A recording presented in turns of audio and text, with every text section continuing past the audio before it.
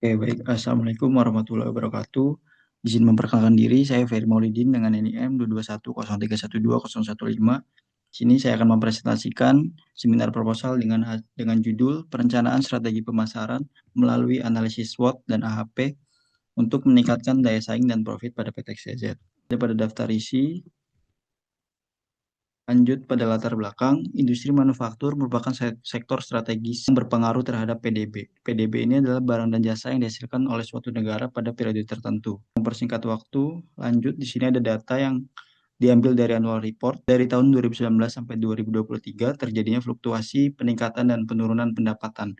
Oleh karena itu, penelitian ini untuk merumuskan strategi pemasaran yang tepat dengan analisis SWOT dan AHP. Rumusan masalah, pada rumusan masalah di sini bagaimana mengidentifikasi faktor internal dan eksternal yang berpengaruh pada perusahaan, bagaimana prioritas strategi pemasaran berdasarkan hasil AHP, bagaimana formulasi strategi pemasaran yang optimal berdasarkan integrasi analisis SWOT dan AHP.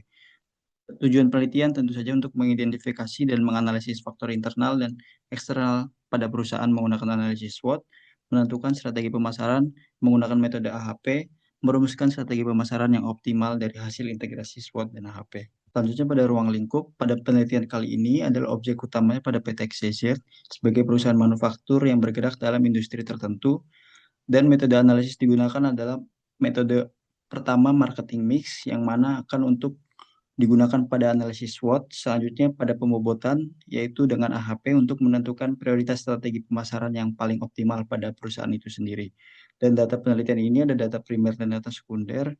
Data primer diperoleh melalui wawancara dengan manajemen PT XYZ dan kuesioner kepada para ahli stakeholder terkait. Dan data sekunder diperoleh dari laporan industri, jurnal ilmiah, literatur terkait strategi pemasaran. Lanjut, batasan penelitian ini hanya mengungkapkan tentang analisis SWOT dan AHP. Penelitian ini hanya dilakukan pada PT XYZ. Jadi untuk penelitian terdahulu di sini, saya ambil adalah analisis strategi pemasaran dengan menggunakan metode SWOT dan AHP untuk meningkatkan volume penjualan. Ini menjadi dasar referensi pada penelitian kali ini. Langsung saja ke bab 3 untuk mempersingkat waktu. Kajian teori di sini menjelaskan tentang profit, strategi pemasaran, dan analisis SWOT dan AHP itu sendiri, dan tentang hubungan SWOT dan strategi pemasaran dan profit. Nah, pada bab 3, di sini lokasi penelitian dilakukan pada PT XYZ sebagai industri manufaktur. Waktu penelitian sejak 30 Juni sampai 10 Agustus 2025, objek penelitian ini merupakan usaha yang bergerak pada industri manufaktur yang sudah dijelaskan tadi. Nah, di sini pada tahap pengumpulan data, data primer ini diambil langsung dari perusahaan. Yang pertama adalah informan, adalah orang yang dapat diwawancarai. Dokumen yang digunakan adalah data-data yang ada di PT XYZ dan data sekunder seperti sumber data yang tidak langsung memberikan data kepada pengumpul, misalnya pihak luar maupun dokumen-dokumen lainnya dalam penelitian ini.